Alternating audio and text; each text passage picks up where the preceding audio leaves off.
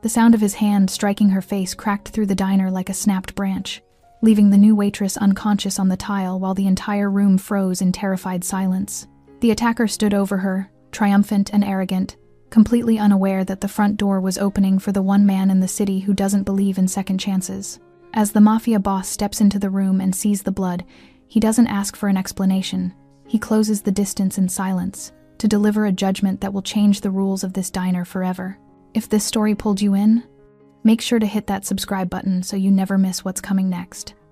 I've got another unforgettable story dropping tomorrow. And while you're here, jump into the comments and tell me where you're watching from. I love seeing our community from all around the world. Alright, let's get back into it. Rivano's diner always looked the same at dusk. The lights came on gradually, soft and yellow, washing over the checkered floor and the red leather booths like a practiced memory. Outside, the street hummed with traffic and unfinished conversations, but inside, time slowed, plates clinked, coffee poured. The air smelled of grilled onions, old wood, and something harder to name history perhaps. This place had seen decades pass without changing its face. It had rules, even if no one ever spoke them aloud. You came in, you ate, you paid, and whatever kind of person you were beyond those doors stayed there. That unspoken agreement was the reason Rivano's had survived so long. Clara Benson didn't know any of that when she stepped behind the counter for the late shift. She only knew her feet already ached, and she'd been here less than a week. She tied her apron carefully, smoothing the yellow fabric with both hands, as if precision could quiet her nerves. The uniform didn't quite feel like hers yet. Nothing did. New places never did. She moved carefully between tables, memorizing patterns who needed refills, who wanted to be left alone, who spoke too loudly. She learned quickly. She had to. Her voice stayed soft, her smile polite but distant. She didn't linger, didn't invite conversation. Most customers barely noticed her at all, and that suited her just fine. The regulars noticed anyway, not because she stood out, but because she didn't. They noticed the way she listened more than she spoke, the way her eyes stayed lowered, but never unfocused. They noticed she didn't laugh at jokes that were meant to test her, and that she didn't flinch when voices rose. It wasn't fear. It was something else, control, maybe, or practice. Near the back of the diner, a man sat alone in a booth, his arm stretched across the vinyl seat, fingers drumming lazily. He had been there when Clara arrived and hadn't moved since.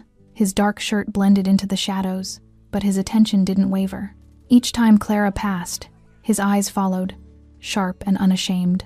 He watched the way she carried herself, the way she avoided eye contact without seeming small. Men like him noticed details. Men like him expected reactions. The first comment came when Clara brought his coffee. It was casual, almost friendly, delivered with a half-smile that didn't reach his eyes. She answered professionally, set the mug down, and moved on. The second comment came louder, a little sharper. Clara paused just long enough to acknowledge him, then stepped away. A few patrons glanced over their shoulders. Someone at the counter shifted uncomfortably. No one said anything. Rivano's wasn't a place where people stepped in. Clara felt the shift in the room, even if she didn't look back. The air changed, thickened, like a held breath. She kept moving, tray balanced against her palm, pulse steady. She had learned a long time ago that responding to the wrong kind of attention was an invitation. Silence was safer. Behind her, the man's smile thinned. He stood slowly, chair scraping just enough to be noticed. Conversation dipped, then resumed in quieter tones. Clara reached the counter and set down a plate, her reflection faint in the metal surface. For a brief moment, she considered asking for help, calling the manager. But she dismissed the thought just as quickly. She didn't want trouble. Trouble had a way of growing teeth. "Hey," the man said, his voice closer now. Clara turned. She met his eyes for the first time, calm, neutral. "Yes, sir?" Something flickered across his face. Surprise, maybe, or irritation. He hadn't expected her to look at him like that, like she wasn't impressed, or afraid, or interested. He leaned closer, invading her space, his voice dropping just enough to make it personal. A comment meant to humiliate, to claim ground. Clara listened, her expression unchanged. "I hear you," she said quietly when he finished. "But I need to get back to my tables." For a split second, the diner was silent. The man stared at her, jaw tight, then laughed once, sharp and humorless. He stepped aside, gesturing with exaggerated politeness. Clara walked past him, her shoulders square, her steps even. Behind her, The man watched, and something in his eyes hardened. By the time Clara reached the far end of the diner, the sound of the door opening cut through the low murmur of voices. A few heads turned instinctively. The man from the booth straightened, his attention snapping away from Clara. Someone else had entered. He moved fast, not rushed, as if the room had already made space for him. Black suit, no tie, shirt open at the collar, tattoos visible against his skin like quiet warnings. His hair was neatly styled, untouched by the chaos he was walking into. His expression was cold, focused, unreadable. Stefano Davide took in the room in a single glance. He saw the tension, the way people avoided looking at the man standing too close to the waitress. He saw the slight tremor in the air, the rules bending under pressure. His jaw tightened, but he didn't slow. The man near Clara noticed him then. Recognition hit like a wave. Color drained from his face as Stefano closed the distance, each step deliberate. The diner parted without a word. Even the walls seemed to listen. Stefano stopped just behind him. "Move," he said calmly. The man didn't. What happened next took seconds. One precise motion, controlled, final. The man collapsed to the floor, conscious but helpless, his authority stripped away as quickly as it had been claimed. No one shouted, no one cheered. Plates rattled on tables and then stilled. Stefano knelt beside Clara as she sank to the floor, the room finally erupting in noise behind him. He checked her pulse, his expression softening just slightly. "She's breathing," he said. "Call for help." As voices overlapped and someone reached for a phone, Stefano remained where he was, steady and composed. Around him, Ravano's diner exhaled for the first time all night. The rules had been broken, and nothing inside those walls would ever feel the same again. Clara drifted in and out of awareness to the sound of voices layered over one another, sharp and distant at the same time. Someone was crying. Someone else kept repeating her name. The smell of coffee was still there, stubbornly familiar, mixed now with metal and antiseptic. When she finally opened her eyes, the ceiling lights of Ravano's blurred above her, stretching and warping as if the room itself had been shaken loose. She tried to move. Pain flared behind her eyes, bright and immediate, forcing a gasp from her chest. "Easy," a voice said nearby. "Calm, steady, not rushed. Don't try to sit up yet." Clara blinked again, her vision slowly sharpening. Faces hovered above her customers she recognized only by habit, not name. Their expressions were tight, uneasy, guilty. She searched them without meaning to, as if looking for something familiar, something safe. Then she felt a presence beside her that wasn't frantic or afraid. Stefano Davide knelt close, one hand braced on the floor, the other hovering near her shoulder without touching. His gaze was fixed on her face, assessing, focused, as though the chaos around them barely existed. For a moment, she wondered if she had imagined him, if pain had conjured a protector out of thin air. "You're at Ravano's," he said gently. "You were hurt. Help is coming." Her throat felt dry. "The tables," she murmured, words thick. "I need to." "You don't," he replied. There was no argument in his tone, only certainty. "Not tonight." Someone pushed through the crowd with a first aid kit. Another voice announced an ambulance was on the way. The diner buzzed with motion now, but it was different than before. People moved carefully, eyes darting toward Stefano and then away again, as if afraid to disturb the balance he had restored. Clara let her eyes close again, just for a second. When she opened them, the man who had struck her was gone. Only an empty space remained, marked by overturned chairs and a silence that still lingered like smoke. She was lifted onto a stretcher moments later, her body protesting every shift.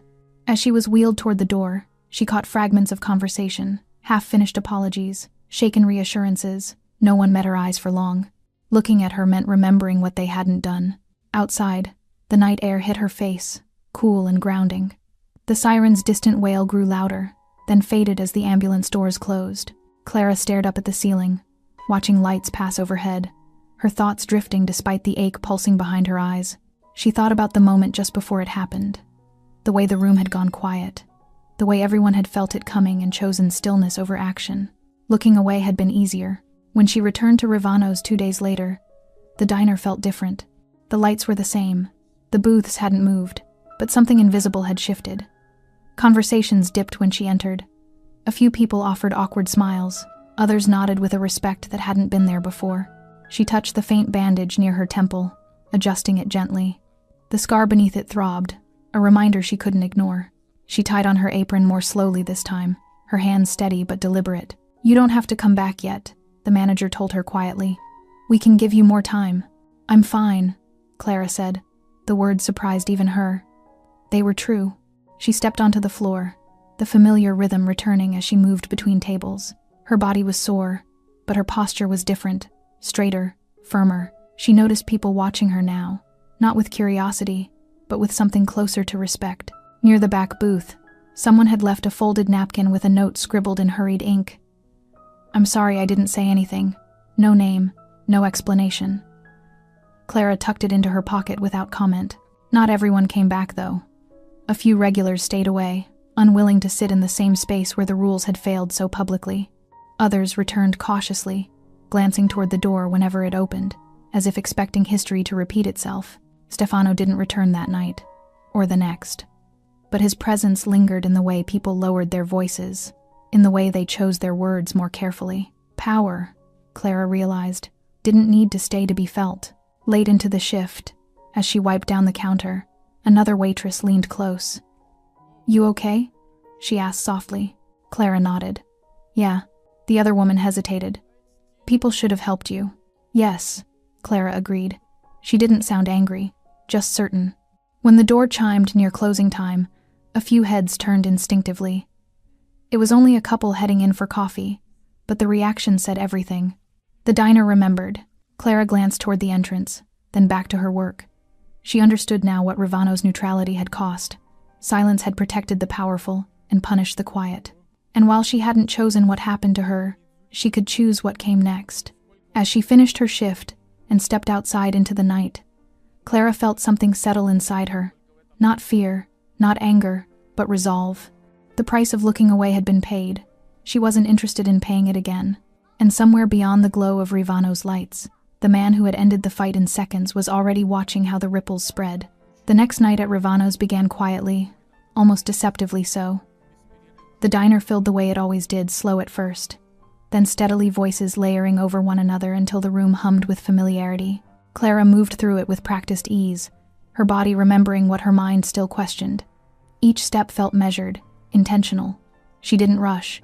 She didn't hesitate. People watched her more openly now. Some smiled. Some looked away.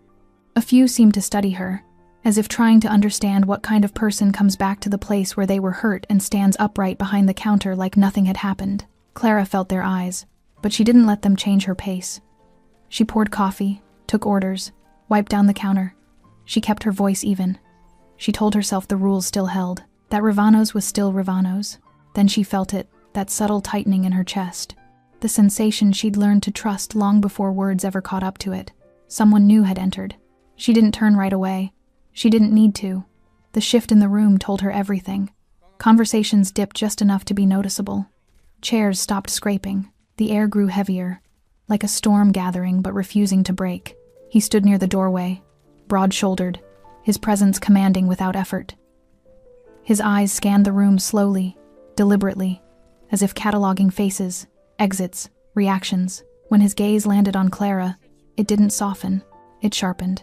He took a step forward, then another. Clara's pulse quickened, but she kept her hands steady. She reminded herself of what she knew.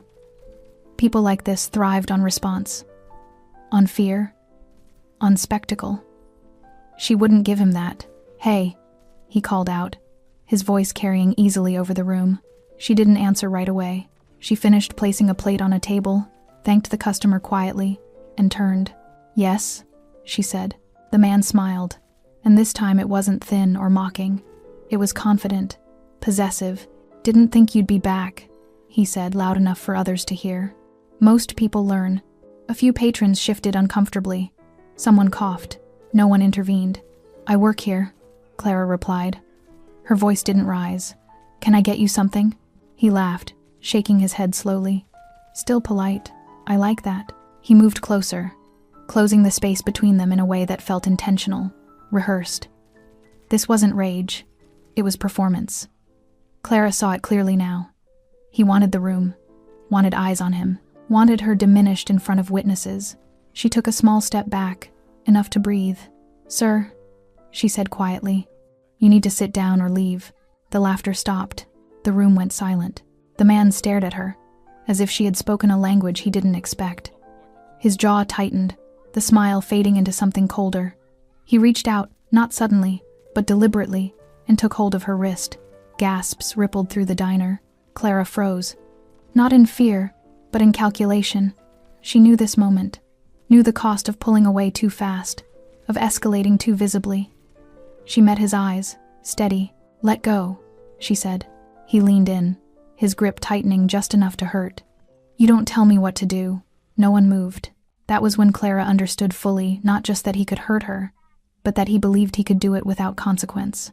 The room had already decided. Silence had chosen a side. She twisted her wrist sharply and stepped back, breaking free. It wasn't graceful, but it was enough. "I'm asking you to leave," she said again, louder now. The man's face darkened. Wrong answer. What happened next unfolded too fast for anyone to stop it. His hand came up, not wild or frantic, but controlled, calculated. The sound cracked through the diner like a snapped branch. Clara felt the impact before she felt pain. A flash of white filled her vision as the world tilted violently to one side. She stumbled, her feet failing to catch her weight, and then the floor rushed up to meet her. The room exploded into noise. Someone screamed. Chairs scraped back. A glass shattered. Clara hit the tile hard, her head ringing, the ceiling spinning above her. She tried to breathe, but air felt thick, distant. She tasted blood. The lights blurred into streaks of yellow and white. She heard footsteps approaching. The man loomed over her, his shadow swallowing the light. She could see his mouth moving, words spilling out that she couldn't make sense of. He looked triumphant, satisfied, control restored. The fear in the room was almost physical now. People stood frozen, trapped between shock and instinct. No one stepped forward. No one reached for her. Clara tried to move. Her body didn't respond. That was when the door opened. The sound cut through everything clean, sharp, undeniable. The man above her stiffened. A few heads turned slowly, as if afraid of what they might see. Footsteps crossed the diner, fast but measured. Stefano Davide entered the room like a decision already made. He took in the scene in a single glance. Clara on the floor, blood at her temple. The man standing over her as if claiming victory. His expression didn't change. Not anger. Not surprise. Just focus. He walked straight toward them. The room parted instinctively, bodies shifting out of his path without conscious thought. The man noticed him then, recognition flashing across his face like fear finally catching up. Stefano stopped just behind him. "Enough," he said quietly. The word carried weight, finality. The man turned halfway, defiance flickering in his eyes. "This doesn't concern..." He never finished the sentence. Stefano moved. One precise motion. Efficient. Unmistakable. The man collapsed, the sound of his body hitting the floor swallowed by the silence that followed. Stefano knelt beside Clara immediately, his hand hovering near her shoulder, careful not to startle her if she could still hear. He checked her pulse, his jaw tightening just slightly. "She's alive," he said. "Call for help." Only then did the diner breathe again. For a moment after the man hit the floor, no one spoke. The diner held its breath. Clara lay on the tile, the world drifting in and out around her. Sounds muffled as if she were underwater. Somewhere close, she felt a presence steady and grounded, shielding her from the chaos that should have followed but didn't. The fear in the room had turned thick, almost solid, pressing in from every direction. People stood frozen where they were, hands hovered midair. Conversations died on tongues, even the hum of the lights seemed to dim, as if Ravano's itself was waiting to see what would happen next. The man who had struck her groaned softly from the floor.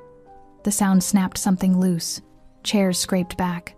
Someone finally shouted for an ambulance. Another voice followed, louder, panicked, overlapping words tumbling out too fast to understand. But still, no one rushed toward Clara. They looked at her, at the blood, at the stillness of her body, and then they looked at Stefano. He remained kneeling beside her, one knee on the tile, his attention fixed entirely on her breathing. He spoke quietly to someone behind him, giving instructions without urgency, as if calm itself were a tool. People responded immediately, scrambling to do exactly what he said. It struck Clara dimly, even through the haze, how quickly the room obeyed him, not because he demanded it, because they were afraid not to. A hand brushed her arm, careful and tentative. Someone dabbed at the blood near her temple. The touch was gentle, but it carried something heavier than concern, guilt.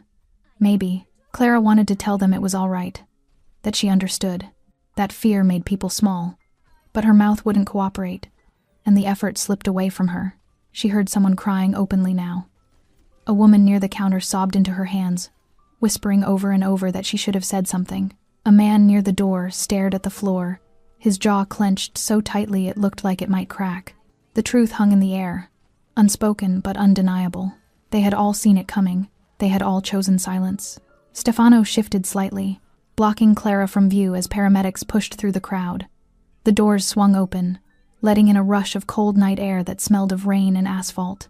Red and blue lights flashed against the diner windows, painting the walls in uneasy color. "She's stable," one of the medics said after a brief assessment. "But she took a hard hit." Stefano nodded once. "Take her." As they lifted her onto the stretcher, Clara felt the motion tug her back toward consciousness. Her eyes fluttered open just enough to catch a glimpse of the room she had just left, faces pale, shaken, no longer sure of their place in it. As the stretcher rolled toward the door, Clara's gaze drifted past the tables, past the counter, until it found the spot where the man had first stood over her. The space felt empty now, stripped of whatever authority it once held. Outside, the night swallowed her. Inside the diner, the silence lingered. The man lay on the floor where he had fallen, restrained now, his earlier confidence reduced to shallow breaths and averted eyes. He didn't look dangerous anymore. He looked small. People avoided looking at him, not out of fear, but out of something closer to shame. Stefano rose to his feet slowly. When he turned to face the room, every pair of eyes snapped to him. No one needed to be told to pay attention. "This place survives because it stays neutral," he said calmly, his voice carried without effort. "But neutrality is not the same as permission." No one argued. He gestured toward the man on the floor. What he did was not power, it was weakness. And weakness that harms others has consequences. The words settled deep, heavy and final. Someone near the door nodded. Another wiped their face. The diner had learned something tonight, whether it wanted to or not. By the time the police arrived, the story had already solidified in the room's collective memory. Details would change later. Names would blur, but the moment would remain clear: the sound of the strike, the stillness that followed, and the way one man's presence had turned fear back on itself. Afterward, Ravano's closed early. The chairs were stacked, the counter wiped down in silence. The smell of disinfectant replaced coffee and grease. Staff moved carefully, speaking in low voices, as if loud sounds might shatter something fragile. When the last light was switched off, the diner stood empty, its familiar warmth replaced by a hollow quiet. Outside, the street returned to normal, traffic flowing past without pause. But inside those walls, something had changed. People would talk about that night for years, about the waitress who didn't fight back and the room that didn't step in, about the man who did, and about the cost of looking away when it mattered most. For Clara, lying in the ambulance as it carried her through the city, the night replayed itself in fragments: the silence, the blow, the faces, and finally, the calm voice that had cut through everything else. She didn't know yet why he had come, or what it meant that he had, but she knew one thing with absolute clarity: the rules of Ravano's diner were no longer what they had been, and neither was she. By the time Clara returned to Ravano's, the story had already grown teeth.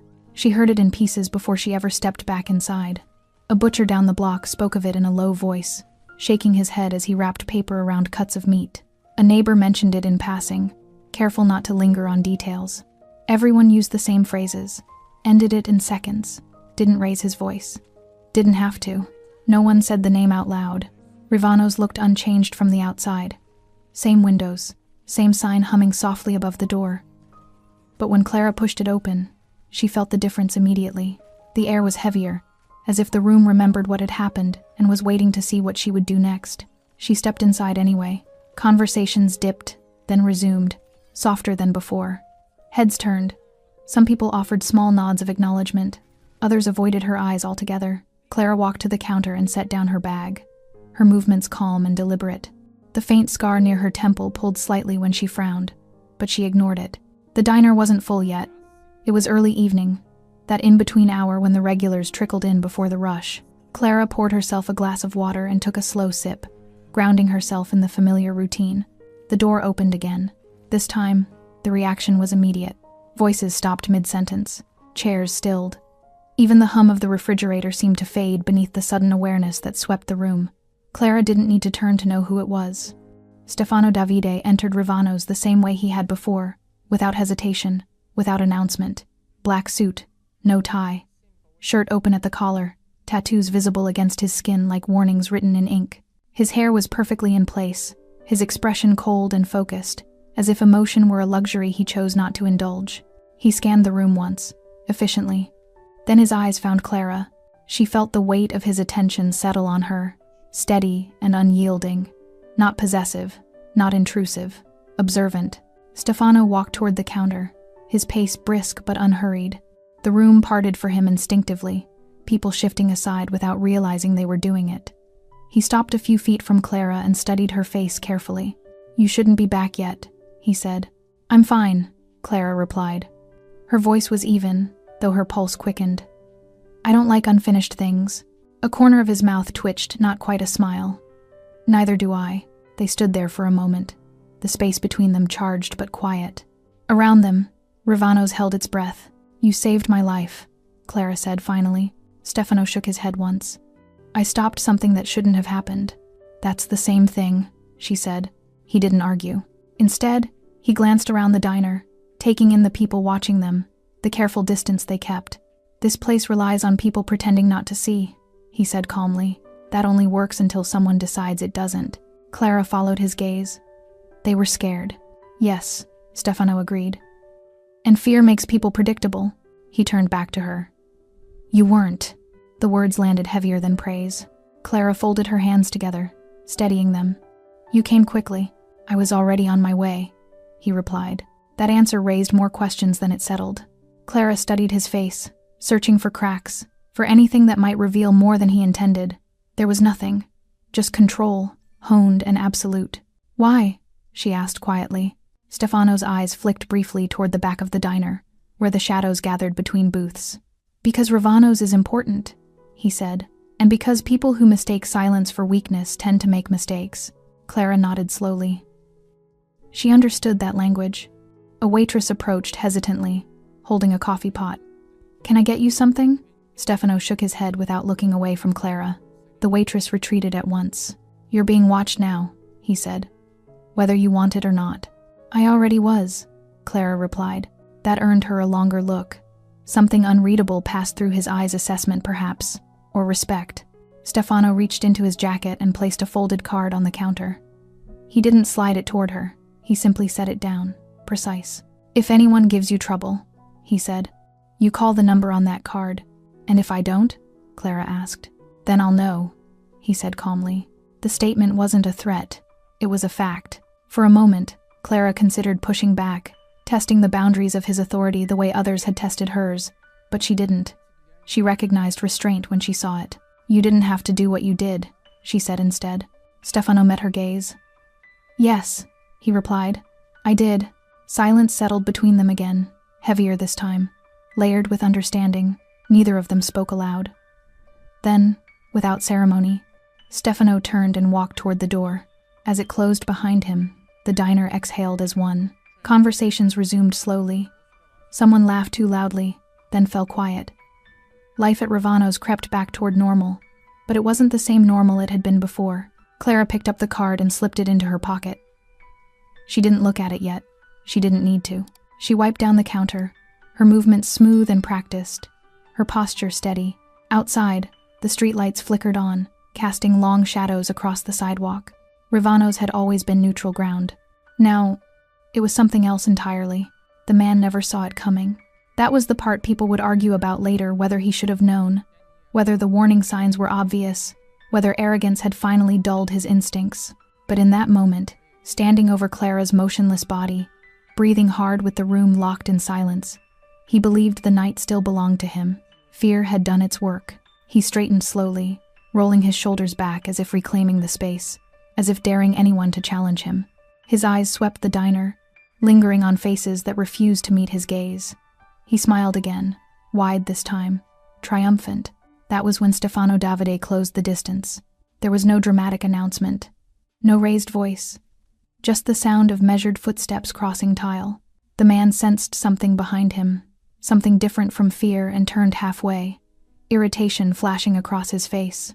"You got something too." Stefano moved. The motion was clean and economical, so fast it barely registered as violence. One step, one shift of balance. His hand caught the man's wrist and twisted, forcing the joint into a position it was never meant to occupy. The smile vanished, replaced by a sharp cry that cut through the room like glass. Before the man could recover, Stefano swept his leg and drove him down with controlled force. The impact rattled nearby chairs. Plates trembled on tables. It was over. The man lay on the floor, conscious but immobilized, gasping as pain and shock caught up to him. His earlier confidence bled away, replaced by disbelief. He tried to move. He couldn't. Stefano didn't stand over him in triumph. He didn't shout or threaten. He simply released the grip and took one step back, giving the man space to understand what had just happened. "You're done," Stefano said calmly. The words carried no anger, no satisfaction, only finality. The room remained frozen. People stared, unsure whether to react, unsure whether breathing too loudly might draw attention. Fear had shifted, subtle but unmistakable. It no longer belonged to the man on the floor. It belonged to everyone else. Stefano turned his back on him without another glance and knelt beside Clara. He checked her pulse first, then her breathing, his movements careful and precise. His jaw tightened just enough to betray concern. Blood streaked from a cut near her temple, dark against the pale tile. "She's breathing," he said to the room. "Call an ambulance." That broke the spell. Someone scrambled for a phone. Another person rushed forward with a napkin, then hesitated, unsure where to help. Voices overlapped, panicked and relieved all at once. Stefano stayed with Clara, one hand hovering near her shoulder, grounding her even if she couldn't feel it.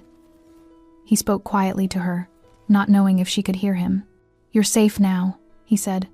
"Stay with me." The man on the floor groaned again, trying and failing to sit up. The sound was pitiful, unrecognizable from the dominance he had wielded moments earlier. Stefano looked up. "Don't," he said, not raising his voice. The man froze instantly. That was when everyone understood. This wasn't about strength or size. It was about certainty, about knowing exactly where you stood and where you didn't. Sirens wailed in the distance, growing closer. Someone held Clara's hand gently, tears streaking down their face as they whispered apologies she couldn't answer. When the paramedics arrived, they worked quickly, slipping into practiced rhythm.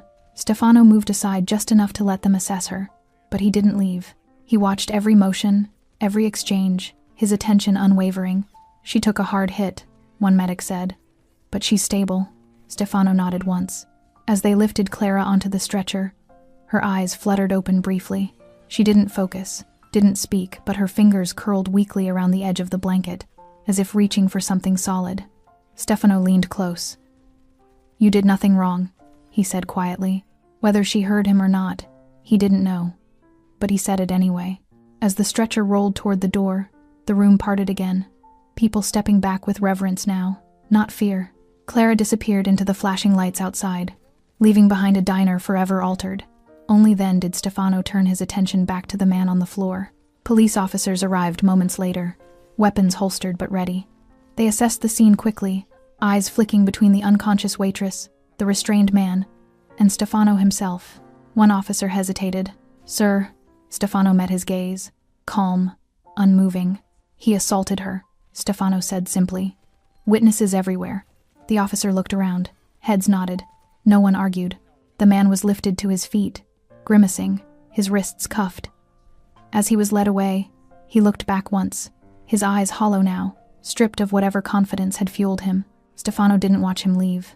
Instead, he faced the room. "This place survives because people agree to certain rules," he said evenly. Tonight those rules were broken. No one spoke. "Let this be the last time," he continued. "Silence protects the wrong people." With that, he turned and walked out of Ravano's diner, the door swinging shut behind him with a soft chime that sounded louder than it should have. Inside, no one moved for several seconds. Then, slowly, life resumed. But nothing felt the same. Clara woke to the steady rhythm of a machine she didn't recognize, a soft beeping, slow, patient. It took her a moment to understand where she was. The smell was different from Ravano's cleaner, sharper, tinged with disinfectant. Light pressed against her eyelids, too bright, too unforgiving. She tried to turn her head and immediately regretted it. Pain flared behind her temple, blooming outward until it filled everything. She inhaled sharply. Easy, a voice said. Calm.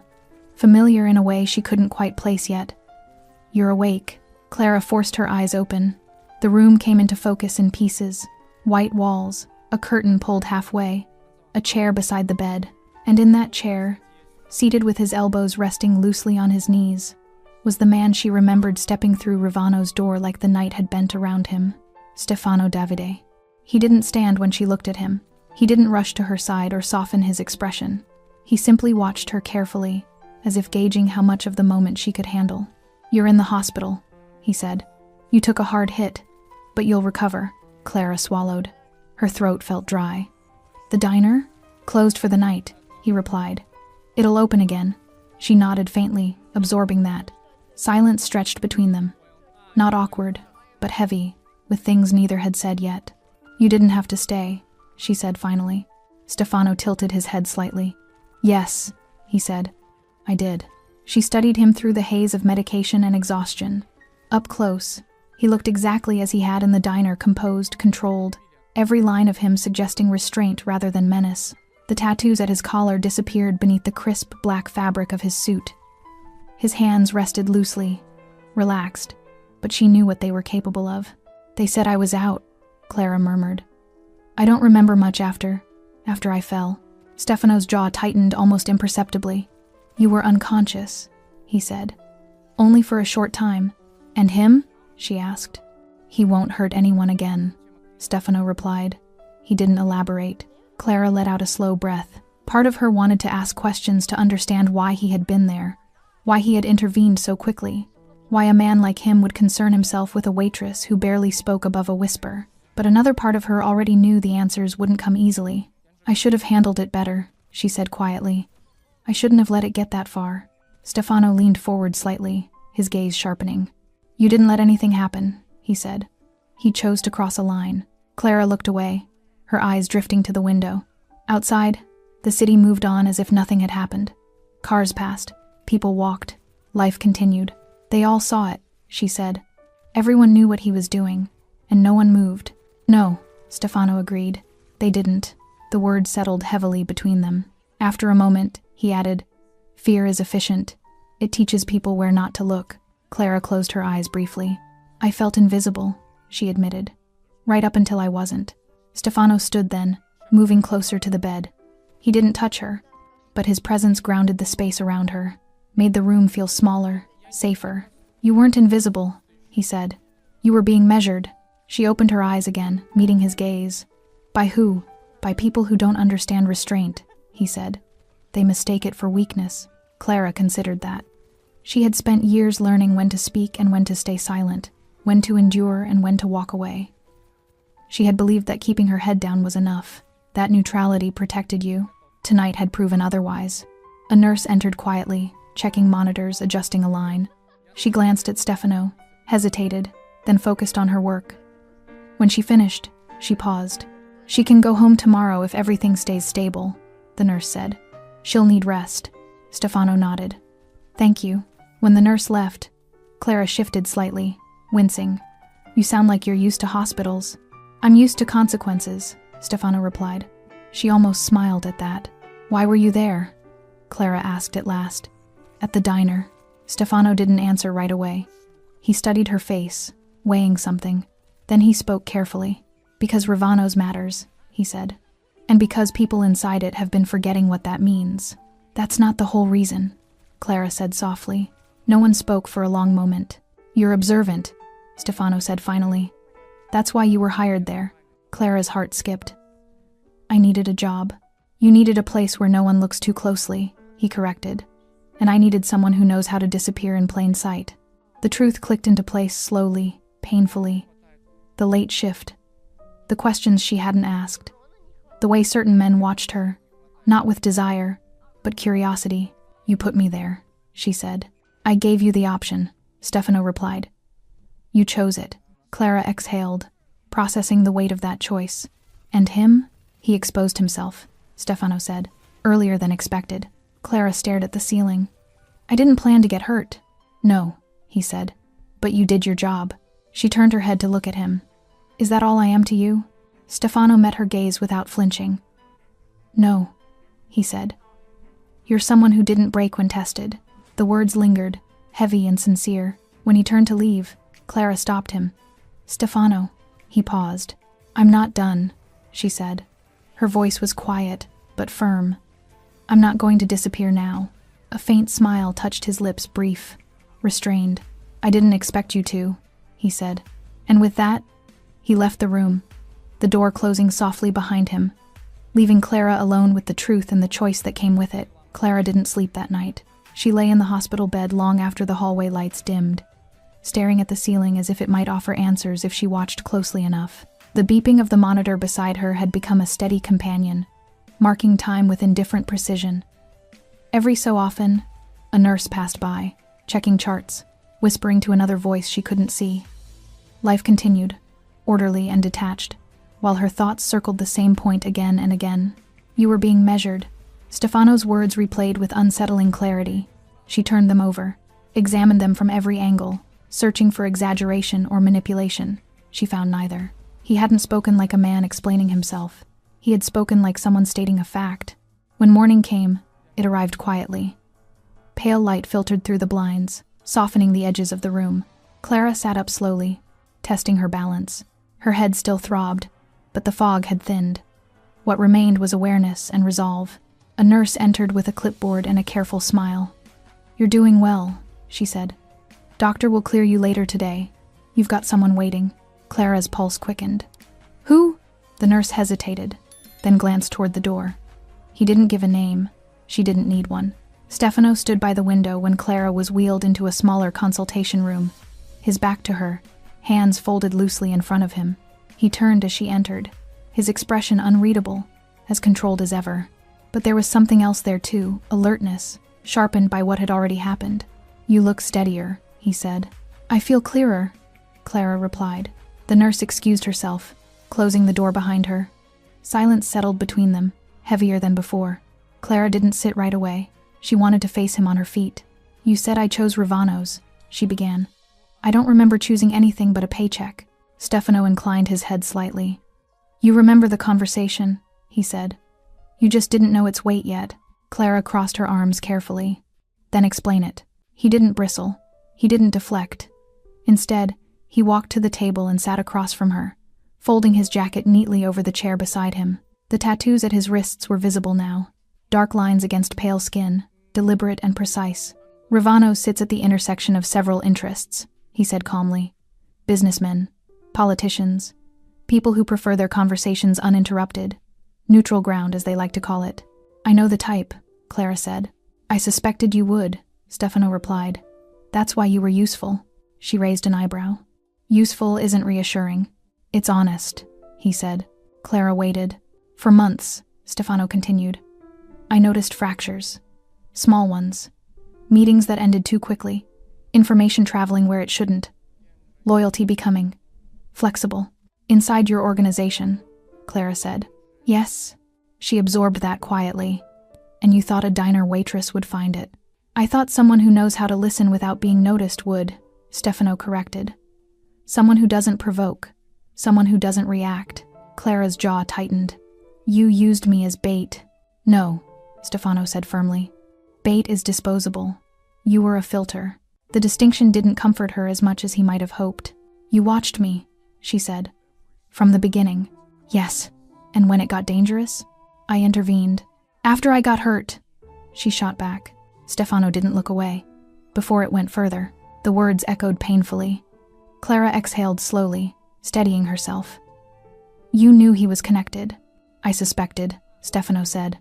"I didn't know he would reveal himself so publicly." "He wanted control," Clara said quietly.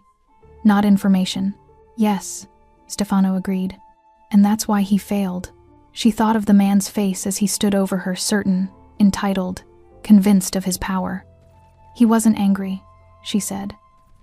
"He was performing." Stefano's eyes sharpened. "Exactly." Silence returned, thicker now, layered with understanding. Clara paced the small room, careful of her steps. "So what now?" she asked. "Do I go back to pretending nothing happened?" "That depends," Stefano said, "on whether you want to stop pretending." She stopped pacing and faced him. If I walk away, what happens? Rivanos continues, he said. But the fractures remain. And if I stay? Stefano studied her for a long moment. Then you'll see more than you expected. The honesty in his voice unsettled her more than any threat could have. I didn't ask for this, she said. No, he replied. But you were prepared for it. Clara thought back years back to the habits she'd developed without fully understanding why.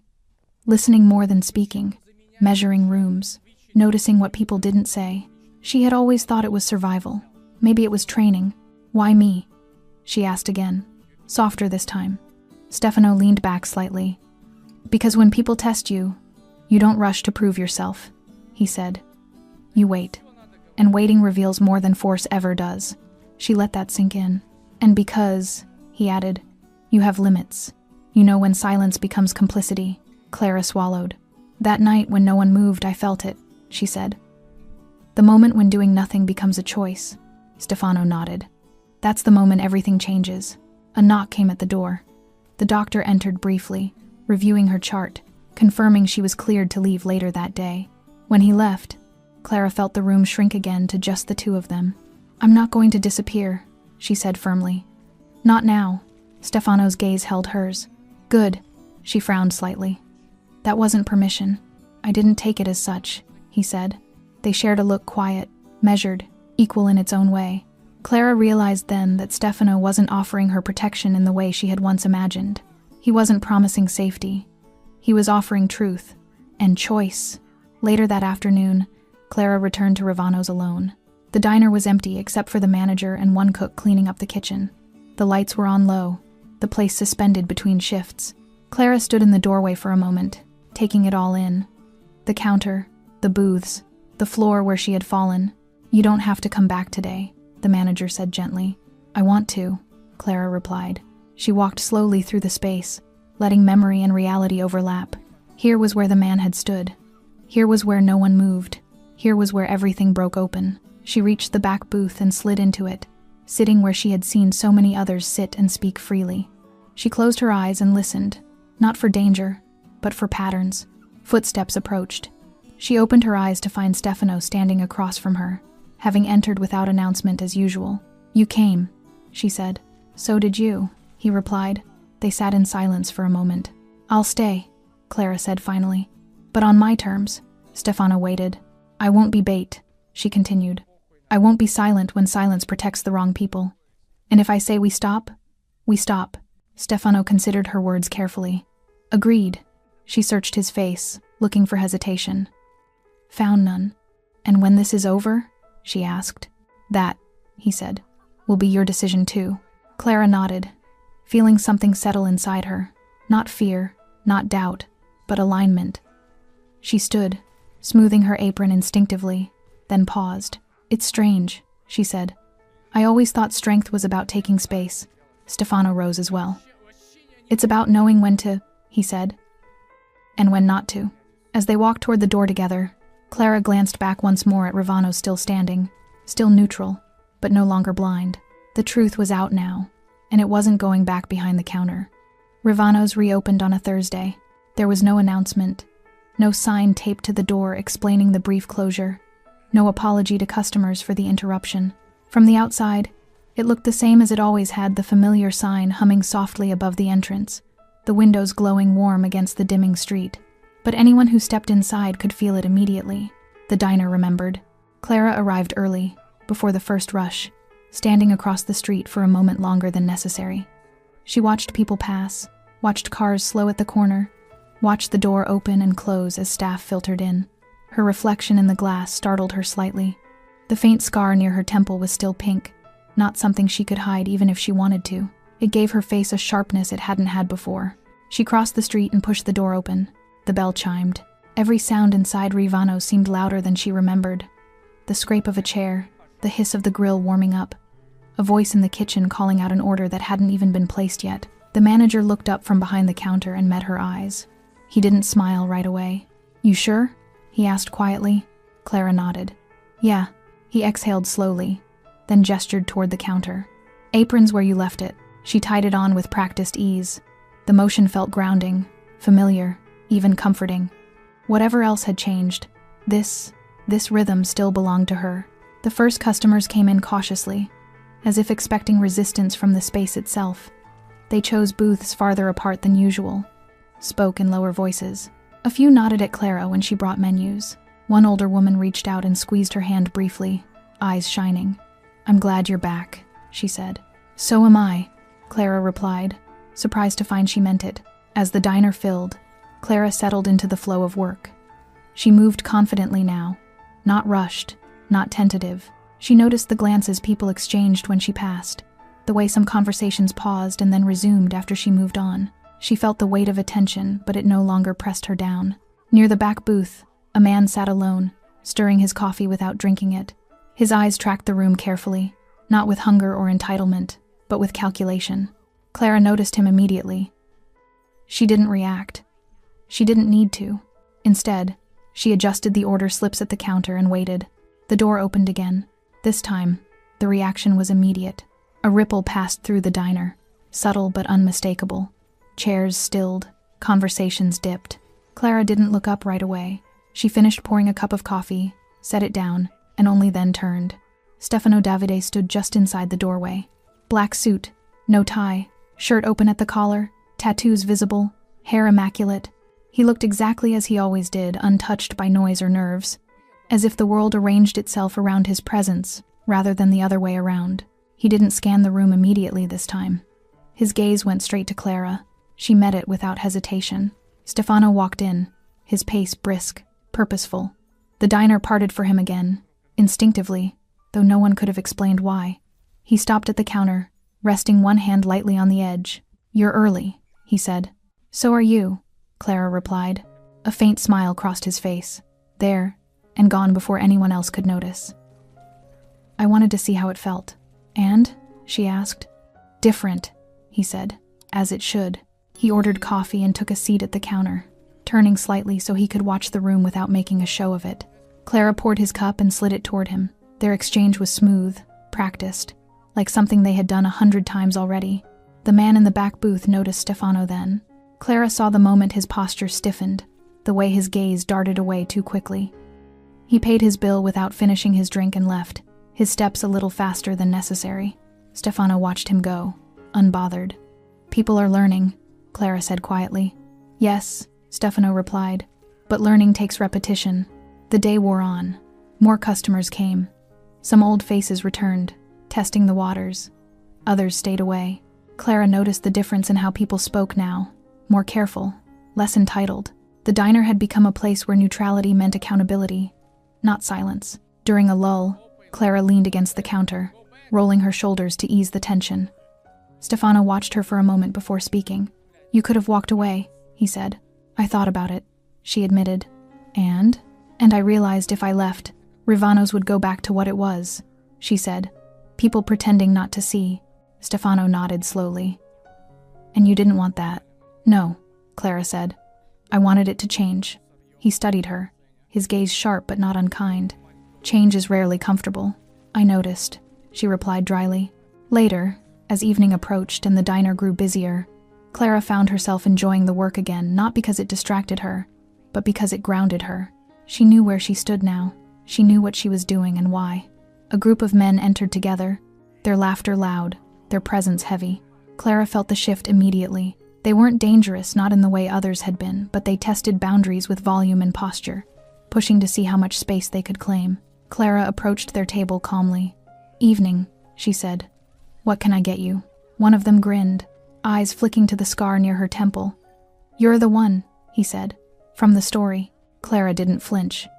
"I'm the one taking your order," she replied. The grin faltered. The others laughed awkwardly, and the tension dissipated as quickly as it had formed. They ordered, they ate, they left without incident. Stefano watched it all without interference. "That," he said later, "was restraint." Clara shrugged. "It's easier when you know you're not alone." He met her gaze. "You aren't." As the night wore on, the diner found its rhythm again, not the old one, but a new, steadier beat. Conversations flowed. Laughter returned, quieter but sincere. People lingered a little longer, less afraid of what might happen if they were seen. When closing time came, Clara wiped down the counter and stacked chairs with the others. The manager locked the door and turned off the lights one by one. Stefano stood near the entrance, hands in his pockets, waiting. Outside, the street was calm. "You did well," he said as they stepped onto the sidewalk. "So did you," Clara replied. "You stayed out of it. That was the point," he said.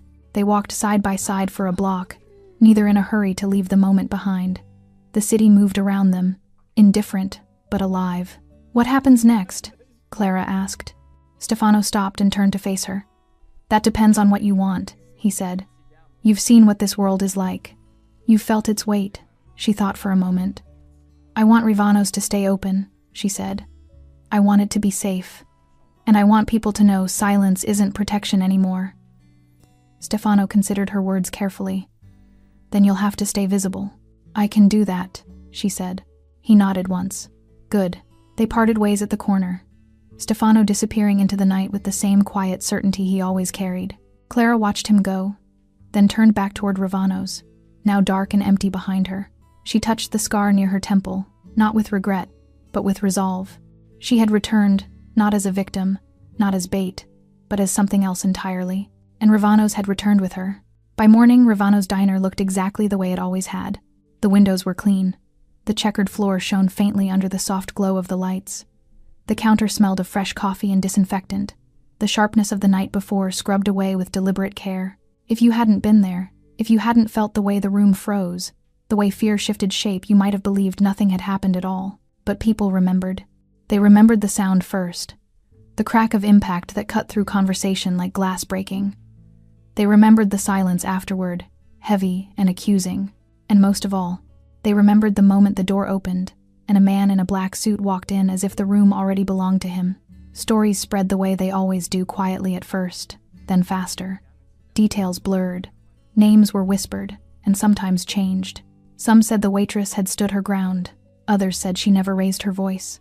A few insisted the man who ended it all never touched the attacker at all, that he only looked at him and the fight was over. The truth lived somewhere between all of it. Clara heard the stories without comment. She listened the way she always had, without interrupting, without correcting. She learned quickly which details mattered and which were distractions. People weren't interested in accuracy. They were interested in meaning, and the meaning was simple. Something had shifted. Rivanos filled steadily over the next few weeks. Some faces disappeared for good, choosing distance over accountability. Others returned cautiously, testing the atmosphere like swimmers dipping a toe into cold water. New customers arrived too, drawn by curiosity as much as comfort. They spoke carefully at first, eyes flicking toward Clara as she passed.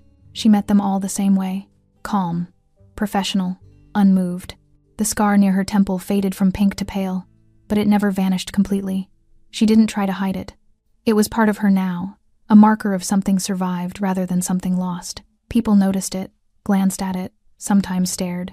Clara let them. It reminded her where she'd been and why she stayed. Stefano returned often, but never predictably. Sometimes he sat at the counter, coffee untouched, watching the room with quiet focus. Other times he took a booth near the back, speaking in low tones to men who arrived alone and left quickly. He never announced himself, never demanded attention. Yet the moment he entered, the room adjusted. Power, Clara learned, didn't need noise. They rarely spoke at length anymore. They didn't need to. Their understanding lived in small exchanges, brief glances, a raised eyebrow, a shared pause when something felt off. Stefano trusted her instincts. Clara trusted his restraint.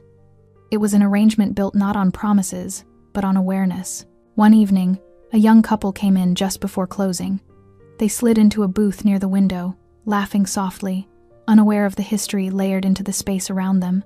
Clara took their order and returned with their food, listening as they spoke about plans and possibilities, their voices unguarded. As she walked away, she caught Stefano watching them. "They don't know," she said quietly when she passed him. "No," he replied. "That's the point."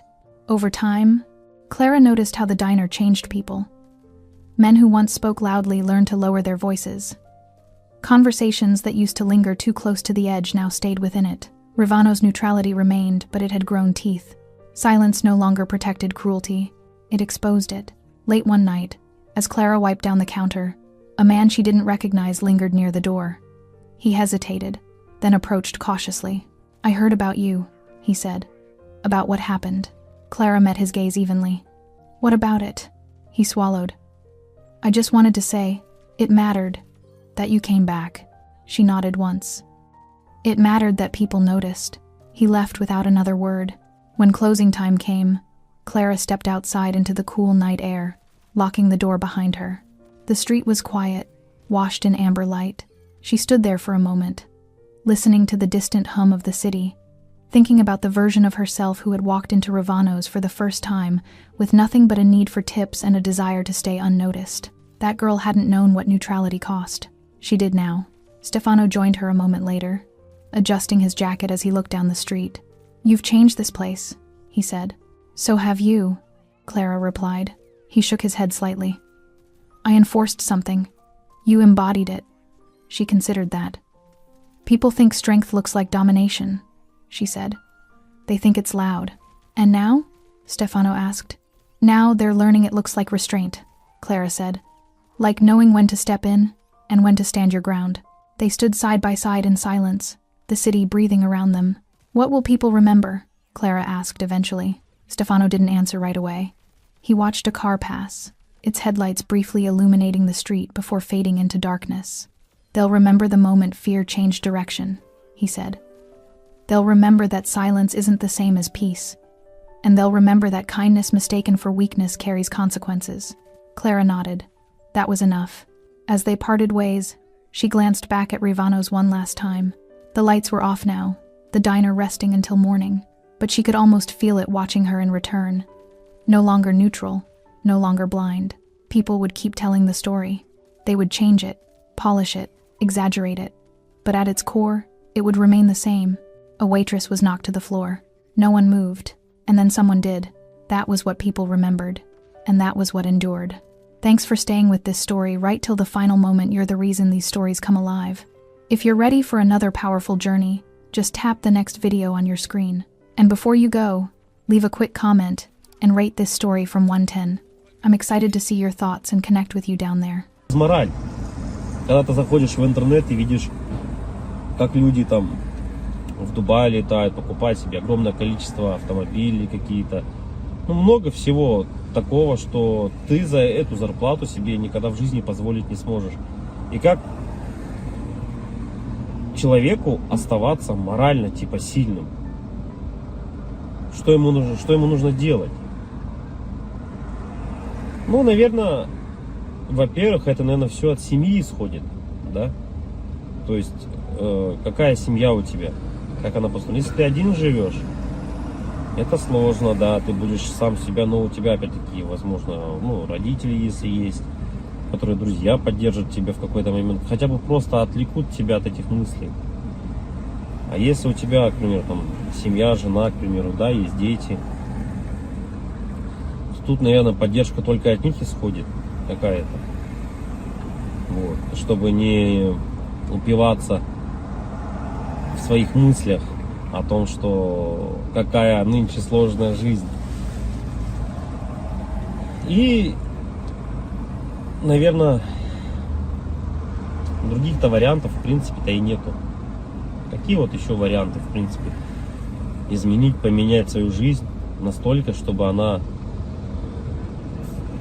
была, ну, казалась тебе удачной, да, реализованным себя в жизни, в чем-то. В чем, вот как проявляется на самом деле у нас реализованность? Наверное, у 90% случаев это финансовое благополучие, финансовая независимость. Это, наверное, одно из таких ключевых моментов, когда человек, наверное, считает себя реализованным, да, в этой жизни. То есть, как добиться этого? То есть, с учетом того, что даже возьмем нашу страну, да, сколько миллионов людей здесь живет, как каждому добиться этого результата? Непонятно. И с каждым годом просто ситуация становится все хуже и хуже. Все дорожает, люди зарабатывают либо столько же. Ну, даже если они зарабатывают столько же, на самом деле этого все уже недостаточно. К чему это все приведет на самом деле? В оконцове, наверное, мир погрязнет в большую депрессию в какую-то. какие-то войны, возможно, или еще что-то еще больше глобальных таких вещей, которые не приведут ни к чему хорошему на самом деле. Поддержка каждого человека именно для того, чтобы он держался, наверное, морально, заключается в том, что, ну, наверное, дом, в который ты приходишь, должен быть крепостью твоей, да, что это единственное должно быть место, где ты будешь чувствовать себя под защитой. Для этого было придумано, наверное, своя пещера изначально, потом свои какие-то чумы, палатки различные, да, потом все это превратилось. На данный момент это у нас дома, квартиры, в которые мы приходим и должны ощущать себя в безопасности, чтобы можно быть немного морально расслабленным с учетом того, что ты выходишь каждый день на работу, на улицу, и все равно давление вот это вот, оно все равно присутствует. Когда ты заходишь в магазин, видишь цены эти, да, и так далее, не можешь себе что-то там приобрести, позволить на ежедневной основе, это откладывает большой, наверное, отпечаток. Не, наверное, а точно. И поэтому, когда возвращаясь домой, ты чувствуешь, вот хотя бы есть типа уголок того места, куда ты можешь прийти.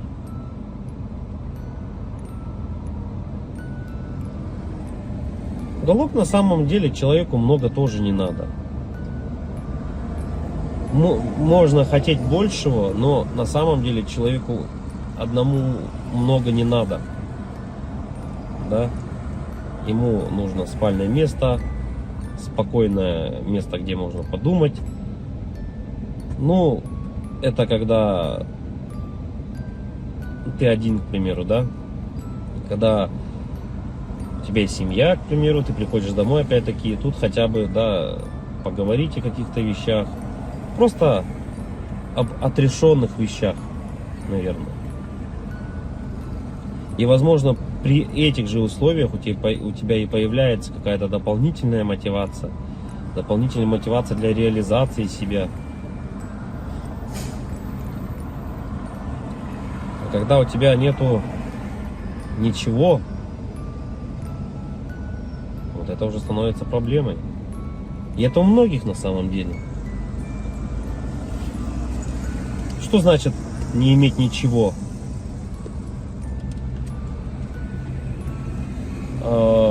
Тут, наверное,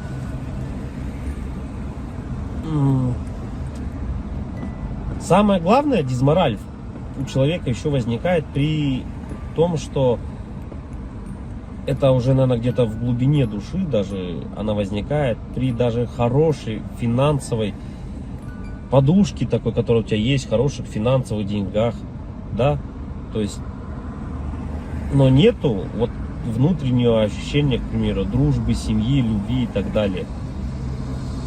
Это уже отдельно на самом деле разговор, потому что мы, вот, к примеру, можем взять, как сейчас вот Новстрой, если кто-то смотрит, насколько тяжело обладать такими финансами и не иметь, по сути, ничего.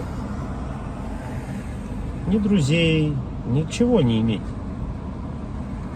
Так главное, это получается для бедных главное деньги, для богатых главное какое-то внутреннее ощущение нужности, не из-за денег. Вот такое вот. И это борьба какая-то такая и вот эти два слоя общества, богатые и бедные, они друг друга не понимают. На самом деле из-за этого, возможно.